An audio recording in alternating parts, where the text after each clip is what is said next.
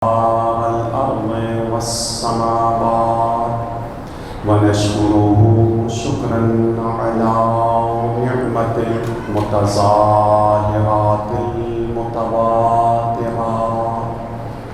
ونستعينه على كشف البأساء والضراء في جميع الحالات ثم الصلاة والسلام على أشرف الأنبياء صاحب الآيات والبينات أبي القاسم محمد صلى الله عليه وسلم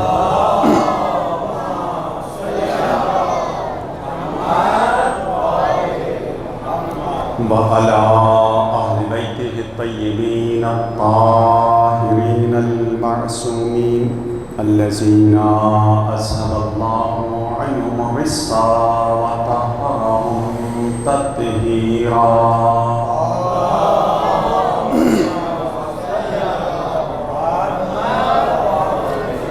أما بعد فقد قال سبحانه وتعالى في القرآن المجيد بسم الله الرحمن الرحيم فأقم وجهك للدين حنيفا فطرة الله التي فطر الناس عليها لا تبديل لخلق الله وذلك الدين القيم ولكن أكثر الناس لا يعلمون.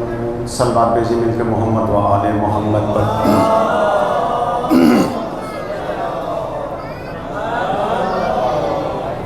عزیزان محترم، اس عشرہ محرم الحرام کی پہلی مجلس کے لیے میں نے قرآن مجید سے سورہ روم کی ایک آیت کا انتخاب کیا اور اس مجلس کے لیے عنوان قرار دیا. سورہ روم کی اس آیت کا نشان ہے آیت نمبر 30. رب کریم کا ارشاد ہوا فَأَقِمْ وَجْهَكَ لِلدِّينِ حنیفا، اپنے رخ کو دین حنیف کی طرف رکھ. دین حنیف یعنی خالص دین کہ جس میں کوئی اختلاف نہ ہو، جس میں کوئی خرافات نہ ہو، جس میں کسی باطل کی آمیزش نہ ہو. اس دین کی طرف اپنا رخ قائم رکھ، اپنے چہرے کو دین حنیف کی طرف رکھ. فطرت اللہ التی فطر الناس علیہا، اسی دین پر پروردگار نے انسان کو خلق کیا ہے. لا تبدیل لخلق اللہ، اللہ کی مخلوق میں کسی قسم کا کوئی تغیر اور تبدیلی نہیں ہے. وَذَلِكَ الدِّينُ الْقَيِّمُ، اور یہی مضبوط اور خالص دین ہے. ولیکن اکثر الناس لا یعلمون، اور اکثر لوگ اس سے آگاہ نہیں. صلوات پڑھیں مل کے محمد و آل محمد پر.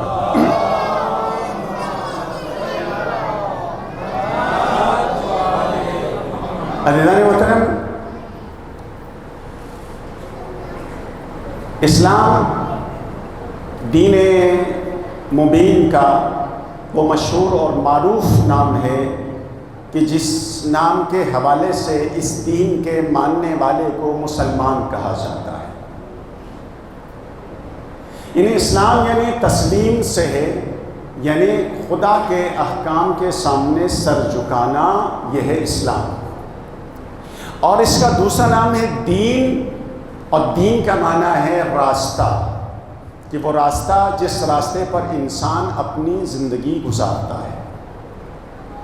اور اس کا تیسرا نام ہے دین فطرت، یعنی ایک ایسا راستہ جو انسان کی فطرت سے مطابقت رکھتا ہے.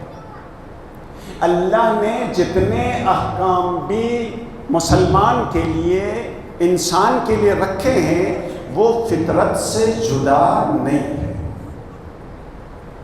مجھے معلوم ہے کہ آج پہلی مجلس ہے، اور اس پہلی مجلس کے لیے میں نے جس عنوان کا انتخاب کیا ہے وہ مشکل ضرور ہے، لیکن انشاءاللہ آگے چل کے بیان انتہائی سادہ اور آسان ہو جائے گا۔ صلوات پڑھیں مل کے محمد و آل محمد پر۔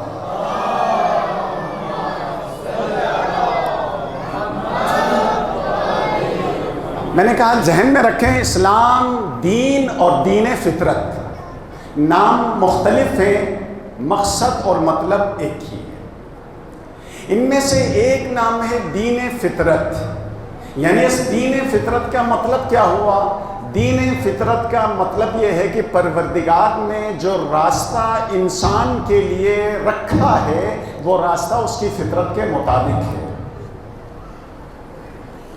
دیکھیے، یہ جو اسلام کا پہلا عقیدہ ہے عقیدہ ربوبیت، عقیدہ خالقیت، پھر عقیدہ نبوت، پھر عقیدہ امامت، یہ عقیدہ، اور اس کے بعد پھر احکام نماز، روزہ، حج، زکوٰۃ، سب کچھ۔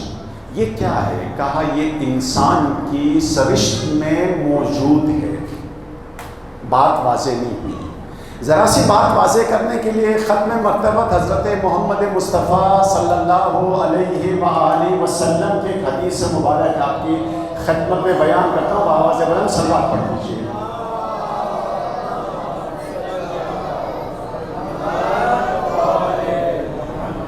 پیغمبر اسلام فرماتے ہیں کل مولود یولد علی الفطرہ، دنیا میں آنے والا ہر بچہ دین فطرت پر پیدا ہوتا ہے۔ وَأَبَوَاهُمَا يُحَوِّدَانِ وَيُنَصِّرَانِ، لیکن اس کے ماں اور باپ ہوتے ہیں اس بچے کو دین فطرت سے ہٹا کر اس دین اسلام سے تبدیل کر کے کبھی اس کو یہودی بنا دیتے ہیں اور کبھی اس کو عیسائی بنا دیتے ہیں۔ حدیث کا مطلب یہ ہے کہ جو بچہ دنیا میں آیا وہ دین لے کر آیا، اس کی فطرت میں توحید موجود ہے، اس کی فطرت میں نبوت موجود ہے، اس کی فطرت میں امامت موجود ہے، اس کی فطرت میں احکام موجود ہیں، مگر یہ ماں باپ ہے، یہ گھر ہے، یہ ماحول ہے، یہ معاشرہ ہے، اس بچے کو اس راستے سے ہٹا کے کسی اور راستے پہ لگا دیتے ہیں۔ اس راستے کی وجہ سے وہ کبھی عیسائی بن جاتا ہے، تو کبھی وہ یہودی بن جاتا ہے، تو کبھی وہ زرتشت، کبھی کوئی اور مذہب، کبھی کوئی اور مذہب۔ تو عزیزان محترم، بات ذرا واضح کرنے کے لیے اب میں آ رہا ہوں چھٹے امام جعفر صادق علیہ السلام کی طرف۔ صلوات بھیجیں ان کے محمد و آل محمد پر۔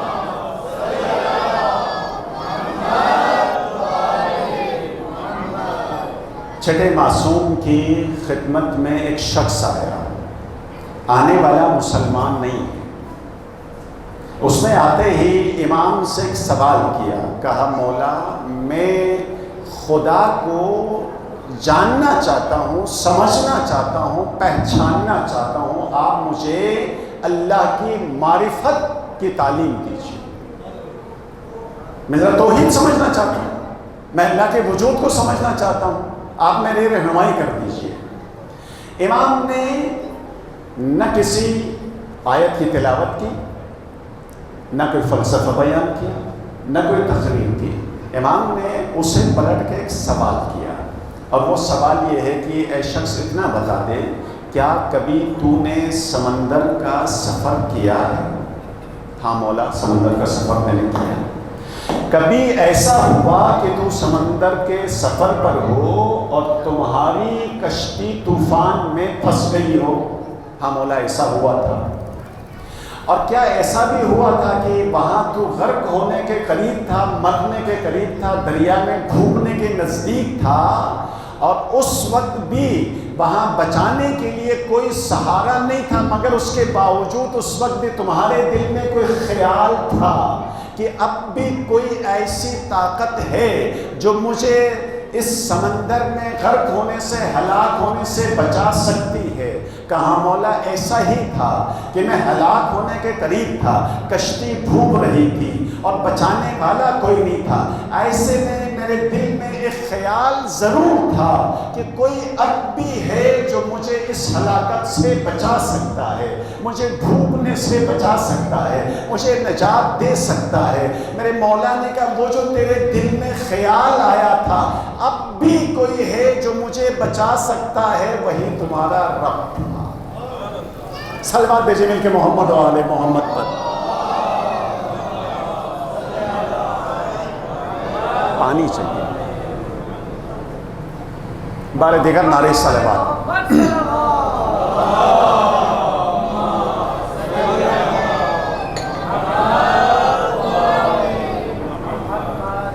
میرے نوجوان دوستوں، میں نے دین فطرت سمجھانے کے لیے اب تک جتنی گفتگو کی آپ کے لیے بہت سخت تھی۔ یہ جو فطرت ہے اس کو سمجھانے کے لیے علماء کے درمیان میں بڑے طویل مکالمات ہیں، ان کی گفتگو ہیں، تقاریر ہیں، دلائل ہیں، کئی فلسفے میں، کئی منطق میں، کئی قرآن کے حوالے، کئی حدیث کے حوالے سے۔ میں اس مشکل بحث میں آپ کو الجھانا نہیں چاہتا، میں آپ کے لیے مسئلے کو بہت آسان اور سادہ کرنے کے لیے اب میں آپ ہی کے درمیان میں آتا ہوں۔ دیکھیے دین فطرت کیا ہے، اس کو سمجھنے کے لیے اب ایک چھوٹی سی مثال سمجھ لیجیے۔ انسان اس دنیا میں آتا ہے اور مجھے امید ہے کہ ابھی تک آپ پریشان تھے، اب انشاءاللہ آپ میری اس بات کو سمجھ بھی سکیں گے اور انشاءاللہ محسوس بھی ہوں گے۔ دیکھیے کچھ چیزیں ایسی ہیں کہ انسان اس دنیا میں آنے کے بعد سیکھتا ہے۔ یہ چھوٹے چھوٹے بچے ہیں، یہ ابھی اسکول جا رہے ہیں اور ماشاءاللہ اس سے جتنے بڑے ہیں یہ اسکول سے نکل کے کالج میں، پھر یونیورسٹی پر۔ اسکول کیوں جاتا ہے بچہ؟ کچھ سیکھنے کے لیے۔ کچھ چیزیں اسکول میں سیکھتا ہے، کچھ چیزیں اس سے آگے کالج میں، پھر یونیورسٹی میں، پھر اس کی پی ایچ ڈی ہو جاتی ہے، پھر اس کی ریسرچ ہو جاتی ہے اور پھر پوری زندگی سیکھتا رہتا ہے۔ اس سیکھنے کے نتیجے میں کبھی وہ ڈاکٹر بن جاتا ہے، کبھی وہ انجینئر بن جاتا ہے، کبھی وہ محقق بن جاتا ہے، کبھی وہ معلم بن جاتا ہے، اور طرح طرح کے شعبوں سے وہ وابستہ ہو جاتا ہے، ہر طرح کی معلومات کو وہ جمع کر لیتا ہے۔ مثال کے طور پر یہ مائک میرے سامنے ہے، یہ کیسے بنا، کس طرح میری آواز کو یہ دور تک پہنچاتا ہے، اس بچے کو نہیں معلوم ہے، لیکن یہ بچہ کسی اسکول میں، کالج میں، کسی معلم کے پاس، کسی یونیورسٹی میں، کسی لیبارٹری میں جا کے پڑھے گا تو یہ باتیں اس کی سمجھ میں آ جائیں گی۔ یہ بات آپ کی سمجھ میں آ رہی ہے؟ اب آئیے، کچھ چیزیں ایسی ہیں کہ انسان یہاں آنے کے بعد سیکھتا نہیں ہے، وہ وہیں سے سیکھ کر آتا ہے۔ میں نے کیا کہا؟ میں نے کہا کچھ چیزیں یہاں کے سیکھتا نہیں ہے، وہیں سے سیکھ کر آتا ہے۔ مثال کے طور پر انسان کو بھوک لگتی ہے، بھوک کا احساس ہوتا ہے۔ انسان کو پیاس لگتی ہے، پیاس کا احساس ہوتا ہے۔ مجھے بتائیے کہ یہ بھوک اور پیاس کا احساس اس نے کون سے اسکول سے پڑھ کے سیکھا؟ کس یونیورسٹی نے اس کو سکھایا؟ کس کالج نے اس کو سکھایا؟ آپ کہیں گے نہیں، بھوک اور پیاس کو یونیورسٹی جائے یا نہ جائے، کالج جائے یا نہ جائے، اسکول جائے یا نہ جائے، اس سے بھوک کا بھی احساس ہوگا، اس سے پیاس کا بھی احساس ہوگا۔ بچہ دنیا میں آتے ہی وہ ماں کے سینے سے لگ جاتا ہے، اور جیسے ماں کا دودھ اس کے دہن میں ڈھال دیا جائے وہ چوسنے لگ جاتا ہے۔ مجھے بتائیے کہ یہ چوسنا اس کو کس نے سکھایا تھا؟ کسی نے نہیں سکھایا تھا، یہ وہ سیکھ کر آیا تھا۔ یہ بھوک کا احساس، یہ پیاس کا احساس، یہ دودھ کا چوسنا، یہ سیکھ کر آیا تھا وہیں سے۔ اور مثالیں دوں، بات تو واضح ہو گئی ہے، چلے دو مثالیں اور دیتا ہوں۔ مثال کے طور پر خوبصورتی ہے، مثال کے طور پر بدصورتی ہے۔ انسان کو کچھ چیزیں اچھی لگتی ہیں، خوبصورت ہیں، کچھ چیزیں اس کی طبیعت کو نہیں لگتی، وہ بدصورت ہے۔ بتائیے یہ خوبصورتی سیکھنے کے لیے کسی اسکول، کالج، یونیورسٹی میں جانے کی ضرورت ہوتی ہے، یا پہلے سے اس کی طبیعت میں موجود ہے؟ وہ خوبصورتی کو خوبصورتی سمجھتا ہے اور بدصورت کو بدصورت سمجھتا ہے۔ مجھے بتائیے کہ اپنے ماں باپ کی محبت اور دشمن سے نفرت وہ کہاں سے سیکھتا ہے؟ وہ سیکھ کر ہی آتا ہے، کوئی سکھاتا نہیں ہے۔ تو بات واضح ہوئی، جو چیزیں وہاں سے سیکھ کر آتا ہے اسے فطرت کہا جاتا ہے، اور جو چیزیں یہاں آ کر سیکھتا ہے اسے تعلیم کہا جاتا ہے۔ صلوات پڑھیں مل کے محمد و آل محمد پر۔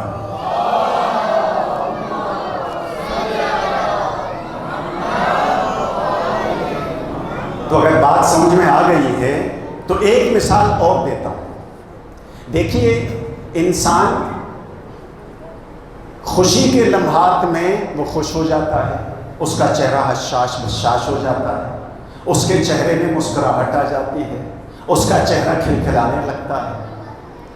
اور خدا نہ خواستہ کوئی غم، کوئی پریشانی، کوئی سوگ ہو تو اس کا چہرہ غمگین کیفیت میں تبدیل ہو جاتا ہے، یا غم کی کیفیت میں تبدیل ہو جاتا ہے، وہ سوگ کی کیفیت میں تبدیل ہو جاتا ہے، وہ سوگواری کی حالت میں آ جاتا ہے۔ عزیزان محترم، یہ جو خوشی کی کیفیت ہے اور یہ جو غم کی کیفیت اس کے چہرے سے آیا ہے، یہ کسی نے سکھایا ہے یا سیکھ کر آیا ہے؟ بات آگے بڑھاؤں؟ عزیزان محترم، بات یہ ہے کہ انسان کبھی کبھار ایسا بھی ہوتا ہے، اسے تکلیف ہوتی ہے، وہ غمگین ہو جاتا ہے، اور جب غمگین ہوتا ہے، جب وہ پریشان ہو جاتا ہے، جب کسی دکھ کا احساس کرتا ہے، جب کسی کی موت کے بارے میں سنتا ہے، جب کسی پر ظلم ہوا اس کے بارے میں وہ دیکھتا ہے، سنتا ہے، تو خود بخود اس کے آنکھ سے آنسو نکلتا ہے۔ مجھے بتائیے کہ غم کی کیفیت میں اس کی آنکھ سے آنسو نکلنا، یہ اس کی فطرت میں ہے، یہ سیکھ کر آیا ہے، یا کسی نے اس کو سکھایا ہے؟ یہ تو اس کی فطرت میں ہے۔ بھائی، انسان مصیبت میں، پریشانی میں، غم میں وہ غمگین ہوگا تو اس کی آنکھ سے آنسو نکلے گا، یہ اس کی طبیعت ہے، یہ اس کی فطرت ہے۔ اور عزیزان محترم، اسلام دین فطرت ہے، یعنی اسلام نے جتنے احکام دیے ہیں وہ ہماری فطرت سے باہر نہیں ہے، وہ ہماری فطرت کے مطابق ہے۔ لہٰذا یہ جو غم کی کیفیت میں آنکھ سے آنسو نکلنا، یہ انسان کی فطرت ہے، اور اگر فطرت کے مطابق کوئی روتا ہے، غمگین ہو جاتا ہے، آنکھ سے آنسو بہاتا ہے، تو اسے عین دین فطرت کہا جاتا ہے، وہ بدعت کبھی نہیں ہو سکتا ہے۔ صلوات بھیجیں ان کے محمد و آل محمد پر۔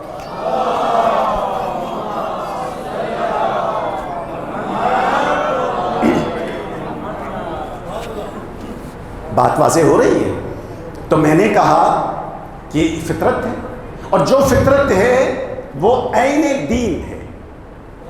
دین اور فطرت الگ الگ چیزیں نہیں ہیں، نہ دین فطرت سے جدا ہے، نہ فطرت دین سے جدا ہے۔ جو فطرت ہے وہ عین دین ہے، جو دین ہے وہ عین فطرت ہے۔ لہٰذا جب فطرت کہتی ہے کہ غم کی کیفیت میں رونا فطرت ہے، تو یہی عین دین بھی ہے۔ اب بات اگر واضح ہو گئی ہے تو بس میں ذرا سا آگے بڑھتا ہوں۔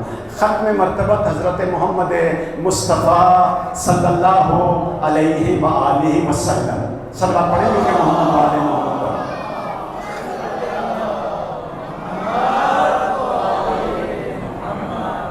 یہ مؤرخین نے لکھا کہ پیغمبر اسلام کے ایک فرزند جن کا نام ہے ابراہیم، اور ابراہیم پیدا ہوا پیغمبر اسلام کی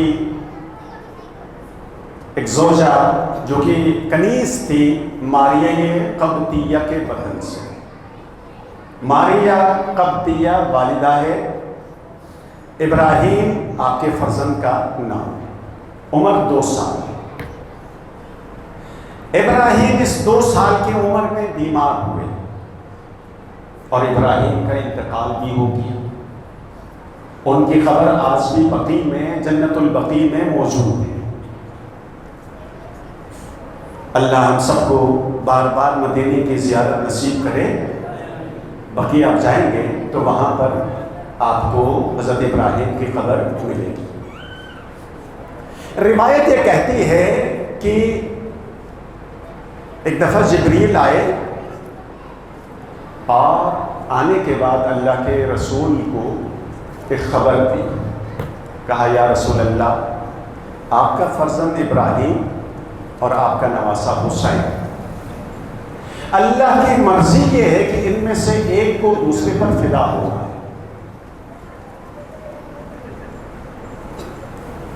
کیا خبر دی؟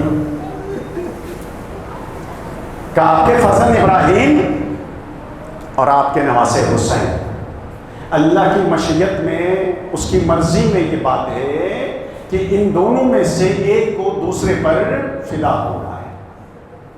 یا رسول اللہ، یہ اختیار آپ کو دیا ہے کہ آیا حسین ابراہیم پر فدا ہو جائے یا ابراہیم حسین پر فدا ہو جائے۔ روایت کے الفاظ یہ ہیں کہ اللہ کے رسول نے اپنا فیصلہ سنا دیا، جبریل اللہ سے کہو کہ مجھے پسند ہے کہ میرا ابراہیم میرے حسین پر فدا ہو جائے۔ اللہ اکبر۔ جناب ابراہیم بیمار ہوئے، کچھ وقت کے بعد ان کا انتقال ہوا۔ جناب ابراہیم کا انتقال ہوا اور رسول اللہ غمگین تھے۔ یہ روایت برادران اہل سنت کی مستند کتابوں میں نے خود اپنی آنکھوں سے دیکھا ہے، اور ہماری سیرت کی تاریخی کتابوں میں بھی یہ موجود ہے۔ یعنی میں کہہ سکتا ہوں جو روایت میں بیان کر رہا ہوں یہ وہ روایت ہے جس میں تمام مسلمانوں کا اتفاق ہے۔ ختم مرتبہ اپنے فرزند کے جنازے پہ کھڑے ہیں، تدفین ہو رہی ہے، ایسے میں رسالت مآب صلی اللہ علیہ وآلہ وسلم کے آنکھوں سے آنسو جاری ہوئے۔ پیغمبر کا گریہ دیکھا، اور اصحاب میں سے ایک شخص نے آگے بڑھ کے سوال کیا، اَأَنْتَ تَبْكِي یا رسول اللہ، اللہ کے رسول آپ اور گریہ؟ اَأَنْتَ تَبْكِي یا رسول اللہ، اللہ کے رسول آپ اور گریہ؟ یعنی اس وقت میں کچھ سمجھتے تھے کہ موت پر رونا شاید صبر کے خلاف ہے، موت پر رونا شاید عقل کے خلاف ہے، لہذا انہوں نے اپنی رائے دی اور تعجب کے ساتھ سوال کیا، اَأَنْتَ تَبْكِي یا رسول اللہ، اے اللہ کے رسول آپ اور یہ گریہ؟ آپ کی توجہات ہیں میری طرف؟ اللہ کے رسول نے ارشاد فرمایا، ان العین لتدمع وان القلب لیحزن ولا نقول الا ما یرضی۔ یہاں تک روایت میں نے اپنی کتابوں میں دیکھی ہے، اور روایت کا اگلا جملہ میں نے برادران اہل سنت کی کتابوں سے پڑھا ہے، وہ میں بعد میں بیان کروں گا، ترجمہ سن لیجیے۔ جب سوال کرنے والے کے تعجب پیغمبر سمجھ گئے کہ اظہار تعجب کے لیے سوال کر رہا، اللہ کے رسول نے کہا، ان العین لتدمع، یقیناً آنکھ سے آنسو رواں ہے، وَإِنَّ الْقَلْبَ لَيَحْزُنُ، دل میں حزن ہے، غم ہے، لیکن لا نقول الا ما یرضی اللہ، میری زبان میں صرف اور صرف وہی کلام ہے جس سے میرا رب راضی رہے، جس سے میرا رب راضی رہتا ہے۔ یعنی میں مرضی الہی پر راضی ہوں، خدا کی رضایت کے خلاف کوئی جملہ نہیں ہے، مگر یہ میری فطرت ہے، ہر انسان کی فطرت ہے، جب غمگین ہوگا تو آنکھ سے آنسو بھی نکلے گا اور دل بھی غمگین ہو جائے گا، میں اس فطرت سے باہر نہیں ہوں۔ اب بات کو سمجھ میں آ گئی؟ تو عزیزان محترم، جب کسی کی موت ہو جاتی ہے تو اس کا غمگین ہونا اور اس کا رونا انسان کی فطرت ہے، اور جب فطرت سے خارج نہیں ہے تو اللہ کے رسول ہم اور آپ کو سمجھانے کے لیے آئے ہیں، لہٰذا وہ معلم انسان ہے، وہ فطرت کے مطابق اس کا عمل ہے۔ اللہ کے رسول نے کہا یہ ایک فطری عمل ہے، یہ نہ عقل کے خلاف ہے نہ صبر کے خلاف ہے۔ تو بس عزیزان محترم یہاں سے بات واضح ہو گئی۔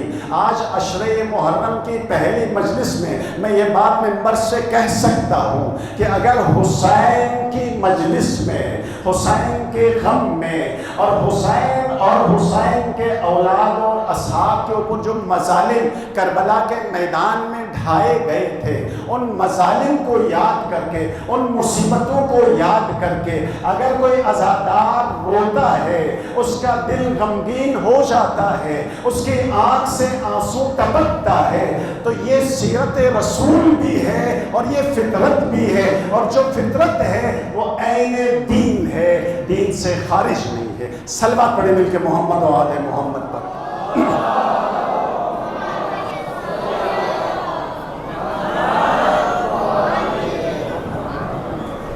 بات سن میں آئی ہے؟ تو بس عزیزان محترم میں آپ کا زیادہ وقت نہیں لوں گا، پھر میں قرآن سے، اب یہ حدیث تھی، اب آئیے ذرا قرآن کی طرف۔ ایک قرآن سے ایک مختصر ایک واقعہ، اگرچہ واقعہ طویل ہے مگر اس کو اختصار کے ساتھ بیان کروں، ایک چھوٹی سی مثال بیان کر کے میں آگے بڑھ رہا ہوں۔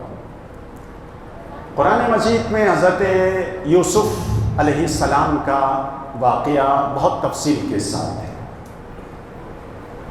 اور میں سمجھتا ہوں کہ جب سے وہ حضرت یوسف کی فلم جو ایران میں بنی تھی اور پھر پاکستان میں آئی اور اس کا اردو ترجمہ ہوا اور اکثر نوجوانوں نے، جوانوں نے، بوڑھوں نے، سبھی نے دیکھا، اس کے بعد حضرت یوسف علیہ السلام کا جو قصہ ہے قرآن مجید میں وہ سب کے اذہان میں بہت اچھی طریقے سے محفوظ ہے۔ آئیے سورہ یوسف میں ایک مختصر ایک آیت ہے جناب یعقوب کے حوالے سے، اور اس آیت کو بیان کرنے سے پہلے ذرا سا پس منظر آپ کی توجہات چاہوں گا کہ اس کا ذرا سا پس منظر بیان کرنا چاہتا ہوں۔ جناب یوسف کو ان کے بھائیوں نے کنویں میں ڈال دیا، کنویں سے نکالا گیا، وہ مصر پہنچے اور مصر میں وہ عزیز مصر بن گئے، اور اس کے بعد مصر کا جو خزانہ تھا وہ ان کے ہاتھ میں آیا، اور پھر مصر اور اطراف مصر میں قحط پڑ گیا، اور جناب یوسف کی تدبیر کی وجہ سے مصر کے اندر غلہ موجود تھا، اطراف سے لوگ غلہ لینے کے لیے مصر آنے لگے۔ ایسے میں کنعان سے جناب یوسف کے بھائی بھی روانہ ہوئے اور مصر پہنچے اور غلہ لینے کے لیے قطار میں کھڑے ہو گئے۔ جناب یوسف نے اپنے بھائیوں کو پہچانا، وہ نہیں پہچان پائے، اور پھر پہچاننے کے بعد انہوں نے کہا کہ بھئی تمہارے گھر میں کوئی اور بھی ہے، تمہارا باپ بھی ہے، کوئی اور بھائی بھی ہے؟ کہا باپ بھی، ایک چھوٹا بھائی بھی ہے۔ کہا اگلی مرتبہ جب آنا تو چھوٹے بھائی کو لے کر آنا جن کا نام بنیامین ہے، جو جناب یوسف کا چھوٹا بھائی ہے اور وہ انہیں بہت عزیز ہے۔ کہا چھوٹے بھائی کو لے آنا اور زیادہ غلہ تمہیں مل جائے گا، ٹھیک ہے؟ یہ واپس کنعان چلے گئے، اپنے والد جناب یعقوب سے بات کی، اگلی مرتبہ چھوٹے بھائی بنیامین کو لے کر مصر آ گئے، ان سب کو دوبارہ غلہ مل گیا، اور جناب یوسف نے یہاں ایک پلان کے ذریعے کیا کیا، وہ جو شاہی کٹورا تھا وہ بنیامین کے سامان میں رکھ دیا، اور جب بعد میں تلاشی لی گئی تو جناب بنیامین کے سامان سے وہ شاہی کٹورا ڈھونگا نکلا، اور کہا یہ ہمارا اصول ہے کہ جس کے سامان سے یہ نکلا ہم اس کو روک لیتے ہیں، یہ واپس نہیں جائے گا۔ بنیامین کو روک لیا اور بھاگے، جناب یوسف کے جو بھائی تھے وہ غلہ لے کر کنعان روانہ ہو گئے۔ یہ واقعہ آپ کو آیت سمجھانے کے لیے مختصراً آپ کی خدمت میں میں نے بیان کیا، آپ مجھے معاف کر دیجئے گا۔ جناب یوسف کے بھائی روانہ ہوئے، کنعان پہنچے، اور کنعان میں جا کے اپنے کنعان میں جانے کے بعد اپنے والد جناب یعقوب سے ماجرا بیان کر دیا، اس طرح بنیامین کو مصر میں روک دیا گیا۔ اب جناب یعقوب کی کیفیت یہ ہے کہ حضرت یوسف کے گم ہونے کی وجہ سے وہ پہلے سے ہی غم کی کیفیت میں ہیں، وہ پہلے سے پریشان ہیں، اور اب چھوٹا بیٹا بنیامین بھی مصر میں رہ گیا ہے۔ اب قرآن مجید نے جناب یعقوب کی اس کیفیت کو اس طرح بیان کیا، وَتَوَلَّا عَنْهُمْ، جناب یعقوب نے اپنے بیٹوں سے منہ موڑ دیا، یعنی ان سے ناراض ہوئے، یہ تم نے کیا کر لیا؟ اور پھر اس کے بعد انہوں نے جناب یوسف کو یاد کرتے ہوئے کہا ہائے میرا بیٹا یوسف، وَبْيَضَّتْ عَيْنَاهُ مِنَ الْحُزْنِ۔ اس کے بعد جناب یعقوب نے اتنا گریہ کیا کہ اس گریہ کی وجہ سے اس کی آنکھوں کی روشنی ختم ہو گئی، وہ بینائی ختم ہو گئی، ٹھیک ہے۔ وَهُوَ كَظِيمٌ، اللہ نے پھر بھی جناب یعقوب کی مدح اور تعریف کیا، کہا جناب یعقوب بہت ہی غصہ پہنے والے، صبر کرنے والے، حلم رکھنے والے ہمارے پیغمبر ہیں۔ تو عزیزان محترم، جناب یعقوب کے دو فعل ایسے ہیں، دو کام ایسے ہیں جس کا تذکرہ قرآن نے کیا۔ پہلا کام یہ ہے کہ وَقَالَ يَا أَسَفَا عَلَى يُوسُفَ، کاش کہ میرا یوسف بیٹا، ہائے میرا یوسف بیٹا۔ قرآن میں جا کے دیکھ لیجئے، ترجمہ اسی طرح کیا ہے مترجمین نے، ہائے میرا یوسف، وائے میرا یوسف، اور وَبْيَضَّتْ عَيْنَاهُ، آنکھیں رو رو کے خشک ہو گئی، بینائی چلی گئی۔ تو معلوم یہ ہوا کہ جناب یوسف کے گم ہونے پر جناب یعقوب نے دو کام کیے۔ ایک جناب یوسف کو یاد کرتے تھے اور یاد کرنے کا انداز تھا ہائے یوسف، وائے یوسف۔ دوسرا طریقہ آنکھوں سے آنسو روا تھے۔ تو بس عزیزان محترم، ہم بھی فرش ازاں میں یہی کہہ رہے ہیں ہائے حسین، وائے حسین، اور اس ہائے حسین کے ساتھ ہماری آنکھوں سے جب آنسو نکلتے ہیں تو بس عزیزان محترم یہی سیرت جناب یعقوب بھی ہے، اور یہی سیرت انبیاء بھی ہے، اور یہی دین کا طریقہ بھی ہے، اور یہی عین فطرت ہے۔ صلوات پڑھیں مل کے محمد اور آل محمد پر۔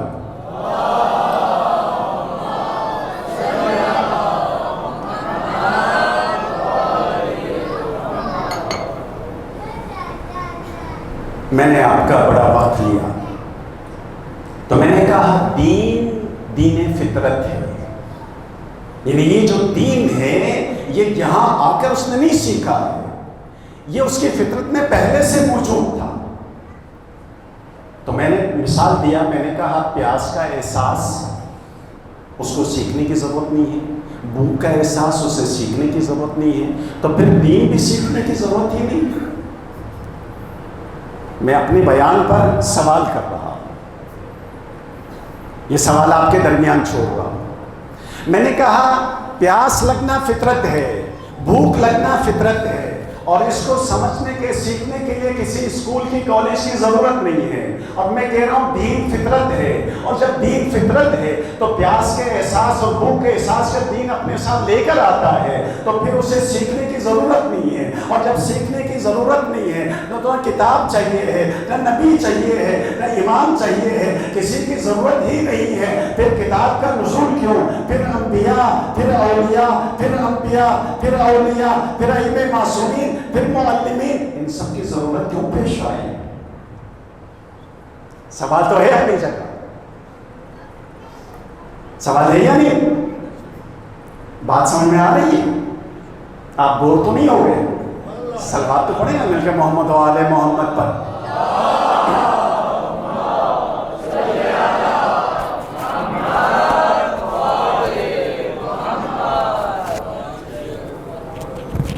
عزیزان محترم، یہ ہماری آج پہلی گفتگو ہے کہ اگر آپ پہلی گفتگو میں ہی بور ہو گئے تو آگے کیا ہوگا؟ میں تو یہ پریشان ہوں، نہ آپ نے سر ہلایا، نہ آپ نے نعرہ لگایا، نہ آپ نے درود پڑھا۔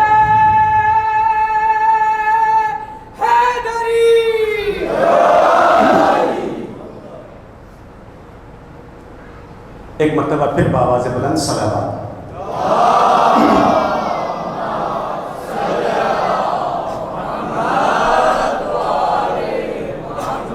اگر یہ دین فطرت ہے تو پھر سیکھنے کی ضرورت ہی نہیں ہے، پھر نہ معلم چاہیے، نہ کتاب چاہیے، نہ مدرس چاہیے، نہ سکھانے والا، نہ سمجھانے والا، اس لیے کہ دین فطرت ہے۔ سوال تو ہے اپنی جگہ، مگر جواب بہت مختصر ہے، اور وہ جواب یہ ہے کہ یہ جو فطرت میں اپنے ساتھ دین لے کر آیا ہے وہ اجمال ہے۔ نبی اور کتاب کی ضرورت اس لیے ہے کہ اس اجمال کو ابھی تفصیل دینا ہے۔ اب بات واضح کر دوں، اجمال کیا ہے، تفصیل کیا ہے۔ میرے یہ جو چھوٹے چھوٹے نوجوان دوست بیٹھے ہیں پیچھے، ان کے لیے اجمال یہ ہے کہ عزیزان محترم، اس امام بارگاہ کے جو متولیان تھے، جو یہاں کے ٹرسٹی تھے، جو یہاں کے کام کرنے والے افراد تھے، وہ میرے پاس آئے اور انہوں نے کہا مولانا صاحب آپ نے اشرا پڑھنا ہے۔ بات تو سمجھ میں آ گئی کہ مجھے مجلس پڑھنی ہے، یہ ہے اجمال۔ ابھی اس کی تفصیل ہے، اس تفصیل کے لیے سوال میں کروں گا، اور وہ تفصیل یہ ہے کہ یہ مجلس کہاں پڑھنی ہے، یہ مجلس کا وقت کیا ہوگا، مقام کیا ہوگا، مجھے کیا پڑھنا ہے، آپ نے کیا سننا ہے، یہ ہے اس کی تفصیل۔ بتائیے اسی طرح معاملات طے ہوتے ہیں نا۔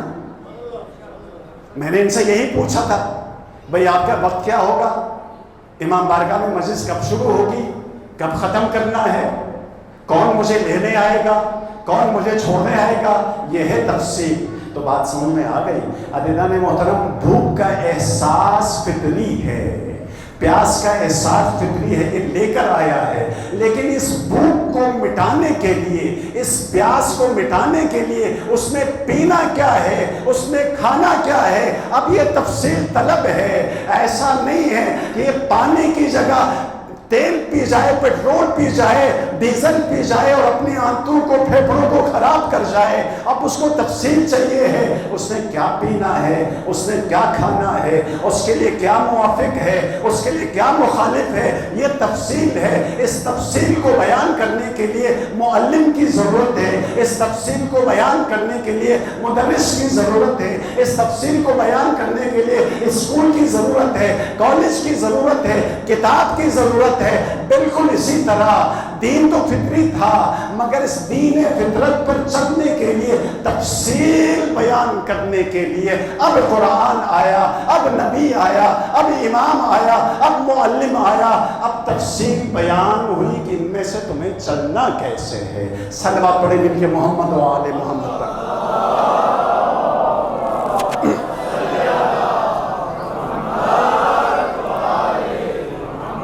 بات سمجھ میں آ رہی ہے؟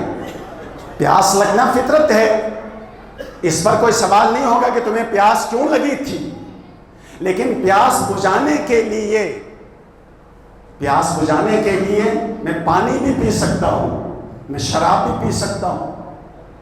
پیاس بجھانے کے لیے کوئی انسان پانی بھی پی سکتا ہے، اور کوئی مضر آئل، پیٹرول، اس طرح کی کوئی چیزیں پی سکتا ہے۔ اب یہ کون بتائے گا کہ تمہیں یہ پینا ہے، یہ نہیں پینا ہے؟ بھوک کا لگنا اس کی فطرت میں ہے، لیکن بھوک مٹانے کے لیے بہت ساری چیزیں ہیں، حلال بھی ہے، حرام بھی ہے، طبیعت کے مطابق بھی ہے، موافق بھی ہے، طبیعت کے مخالف بھی چیزیں ہیں۔ کون بتائے گا یہ؟ اب یہ دین بتائے گا کہ تمہیں اس پیاس کو، اس بھوک کو مٹانے کے لیے حلال چیزیں بھی اللہ نے رکھی ہے، حلال چیزوں سے بھوک مٹانا ہے، پیاس بجھانا ہے، اس میں حرام بھی ہے، حرام سے تمہیں بچنا ہے۔ عزیزان محترم، یہ تفصیل دین بیان کرے گا۔ بات سمجھ میں آ رہی ہے؟ یہی وجہ ہے۔ دیکھیں، میں اپنے چھوٹی سی ایک مثال آپ کی خدمت میں بیان کرتا ہوں۔ عزیزان محترم، انسان کی طبیعت میں ہے، اس کی فطرت میں ہے جن سے مخالف کی طرف میلان رکھنا۔ مرد کو عورت کی ضرورت ہے، عورت کو مرد کی ضرورت ہے، یہ اس کی فطرت میں ہے۔ کوئی یہ سوال نہیں کر سکتا ہے کیوں مرد عورت کی طرف مائل ہے اور کیوں عورت مرد کی طرف مائل ہے۔ یہ تو اس کی فطرت ہے، یہ اس کی سرشت میں ہے، یہ تو ہونا ہی ہونا ہے۔ لیکن سوال یہ ہے کہ اس فطرت کو، اس طبیعت کو پورا کرنے کے لیے حلال کون سا طریقہ ہے اور حرام کون سا طریقہ ہے، وہ کون سا حلال طریقہ ہے جس میں تیری نسل پاکیزہ رہے گی، جس میں تیری طبیعت پاکیزہ رہے گی، جس میں تیرا دین محفوظ رہے گا، اور وہ کون سا طریقہ ہے کہ جو حرام ہے، جو تمہارے لیے نقصان دہ ہے تمہاری نسل کے، یہ کون بتائے گا؟ یہ دین بتائے گا۔ اگر یہ بات سمجھ میں آ گئی ہے تو عزیزان محترم، اگرچہ یہ بات مناسبت نہیں رکھتی ہے، مگر چونکہ میں یہاں تک آ گیا ہوں تو ذرا سا اشارہ کر کے جاؤں گا۔ عام طور پر محرم کی مجالس میں آپ فضائل سننے آتے ہیں یا مسائل سننے آتے ہیں، شادی اور نکاح اور اس طرح کی خوشیوں کی گفتگو یہاں آپ نہیں سنتے ہیں۔ میں آپ کی طبیعت سے واقف ہوں، مگر اب بات آئی ہے تو پھر اس منبر سے بیان کرنا منع تو نہیں ہے نا، اس لیے کہ عالم یہاں آتا ہی اس لیے ہے کہ ہر حلال اور حرام جو دین کا راستہ ہے، طریقہ، وہ یہاں سے بیان ہو جائے۔ عزیزان محترم، امام محمد تقی علیہ السلام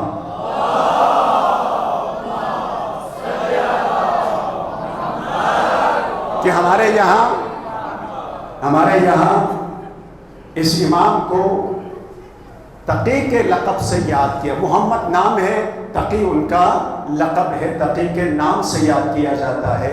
اور اگر آپ عرب میں ہاں چلے جائیں، عراق میں چلے جائیں یا شام میں یا دوسری جگہ چلے جائیں تو وہاں اس امام کو امام جواد کہا جاتا ہے، امام محمد جواد کہا جاتا ہے۔ اس امام کا تعلیم کردہ ایک خطبہ ہے جس کو ہم خطبہ نکاح کہتے ہیں، اور اس نکاح کی محفل میں نکاح کے سیگے سے پہلے ہر مولانا اس خطبے کو ورد کرتا ہے، پڑھتا ہے اور اس کی تلاوت کرتا ہے۔ یہ امام جواد نے تعلیم دیا، اور امام نے جو خطبہ تعلیم دیا اس خطبے کا ایک حصہ یہ ہے: فَقَدْ كَانَ مِنْ فَضْلِ اللَّهِ عَلَى الْأَنَامِ أَنْ أَغْنَاهُمْ بِالْحَلَالِ عَنِ الْحَرَامِ۔ یہ اللہ کا لطف و کرم ہے، یہ اللہ کا فضل و احسان ہے کہ اس نے حلال کے ذریعے تمہیں حرام سے بے نیاز کیا ہے۔ اس اللہ نے تمہارے اس فطرت کی آگ کو بجھانے کے لیے، اس فطرت کی آگ کو مٹانے کے لیے اتنے حلال راستے رکھے ہیں کہ اگر تم حلال راستے پر چلے گا تو تمہیں حرام راستے کی طرف جانے کی ضرورت ہی نہیں پڑے گی۔ بات سمجھا رہے ہیں؟ یہ دین فطرت ہے۔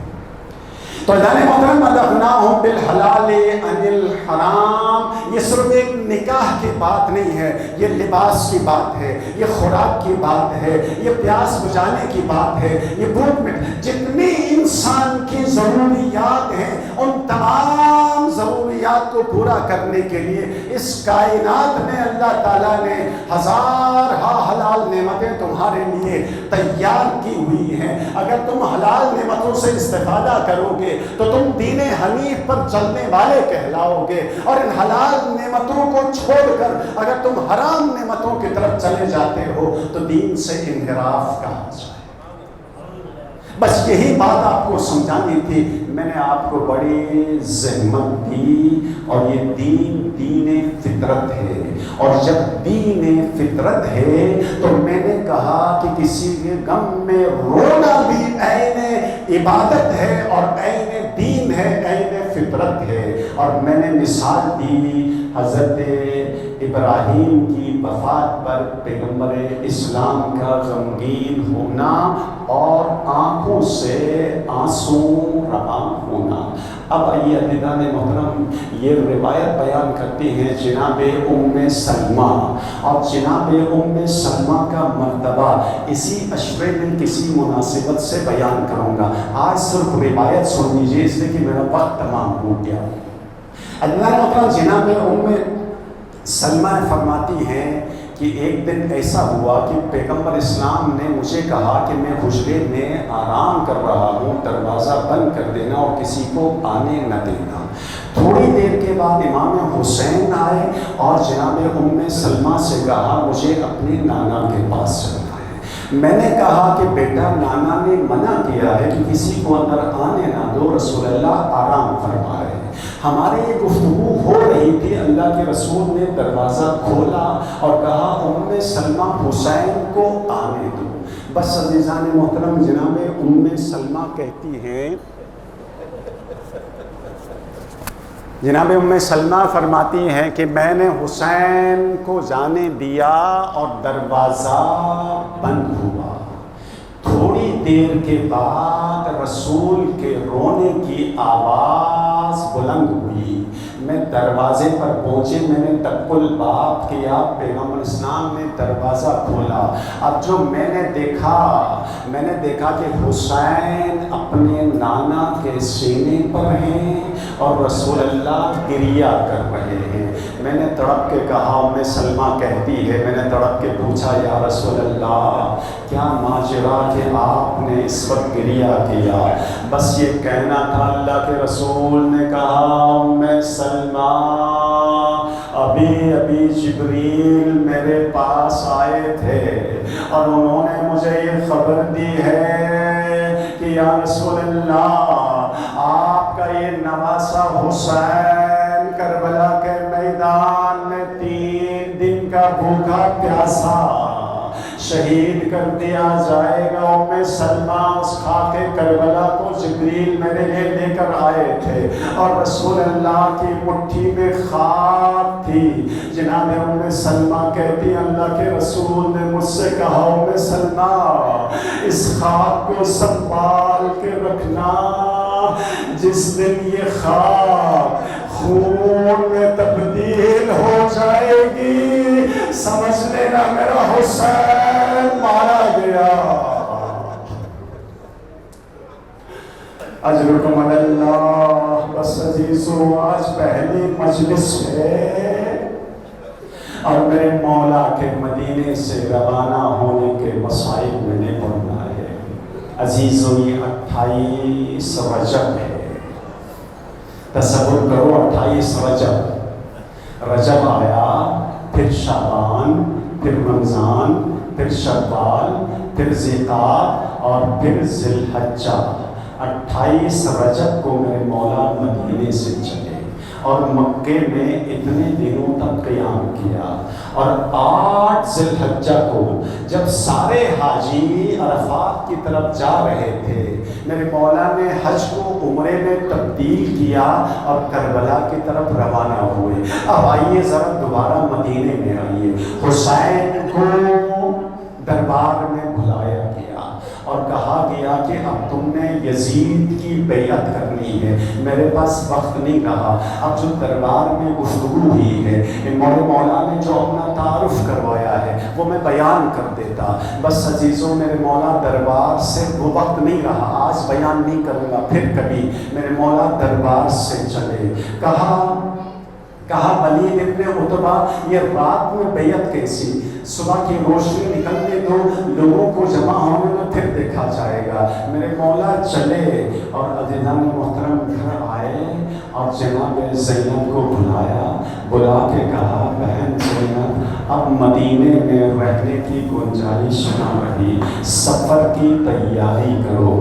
بس عزیزو، ایک رات میں سفر کی تیاری ہوئی اور صبح یہ قافلہ 28 رجب کو تیار ہوا، اور یہ قافلہ اس شان سے تیار ہوا کہ بنی ہاشم کے محلے میں سواریاں آنے لگی، اماریاں آنے لگی، نوجوان آگے بڑھے، بیویوں کو سوار کرنا شروع کیا۔ کبھی حضرت علی اکبر آگے بڑھے، اپنی ماں ام لیلا کو سوار کیا۔ قاسم آگے بڑھے، ام فروا کو سوار کیا۔ عباس علمدار آگے بڑھے، ام کلثوم کو سوار کیا۔ اب جناب زینب کے سوار ہونے کا مرحلہ تھا، جوانوں نے گھیرے میں لیا اور زینب اولیاء کو بڑے شان و احترام سے سواری میں سوار کیا۔ ذرا تصور کرو، کربلا کا کہ جب یہ قافلہ کربلا سے روانہ ہو رہا تھا، جناب زینب نے تمام مستورات کو ایک ایک کر کے سوار کیا، جناب زین العابدین کو سوار کیا اور ایک دفعہ مقتل کا رخ کیا اور کہا میرے علی اکبر، عباس اور محمد و قاسم، ارے مدینے میں کس شان سے تو نے انہیں سوار کیا تھا، آؤ ذرا ہمیں کربلا سے روانہ ہونا ہے، اجرکم علی اللہ۔ قافلہ چلا، بس قافلہ روانہ ہونا تھا۔ حسین کی بیٹی فاطمہ صغریٰ جو بیماری کی وجہ سے مدینے میں رہنا ہے، اس نے اپنی آخری خواہش کا اظہار کیا کہ میں اپنے چھوٹے بھائی علی اصغر کو گود میں لوں۔ فاطمہ صغریٰ نے بھائی علی اصغر کو گود میں لیا۔ اب امام نے آواز دی، زینب ام کلثوم نکلو۔ بس عزیزوں، میں نے روایت کو بہت مختصر کیا۔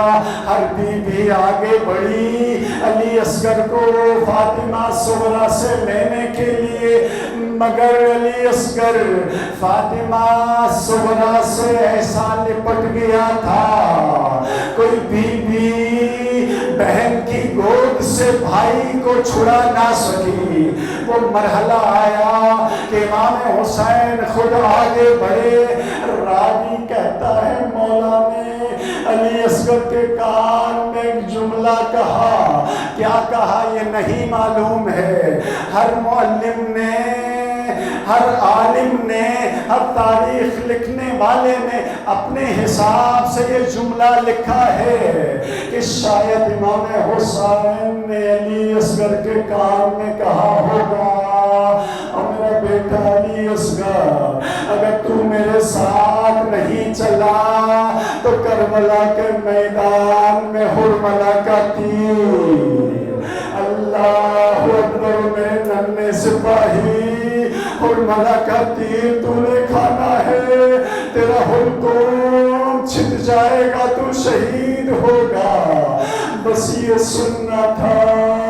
علی اصغر نے فاطمہ صغریٰ کی گود کو چھوڑا، امام مظلوم کی گود میں آ گیا۔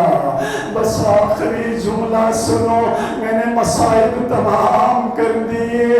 فاطمہ صغریٰ نے زینب اولیاء سے گلے لگایا اور کہا، پھپھی اماں کل رات میں نے خواب دیکھا تھا، اور میں نے خواب یہ دیکھا تھا کہ ہمارے اس گھر کے صحن میں ایک پردہ پوش بی بی تھی جو کہہ رہی تھی، ہائے میرا بیٹا حسین، ہائے میرا بیٹا حسین۔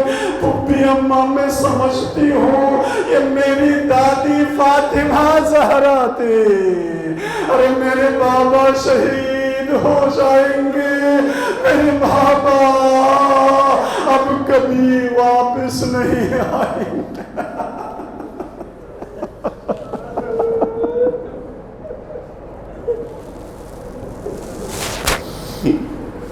اِنَّا لِلَّهِ وَإِنَّا إِلَيْهِ رَاجِعُونَ وَسَيَعْلَمُ الَّذِينَ ظَلَمُوا أَيَّ مُنقَلَبٍ يَنقَلِبُونَ۔ پروردگارہ ہماری اس خلیل عبادت کو اپنی بارگاہ میں قبول فرما۔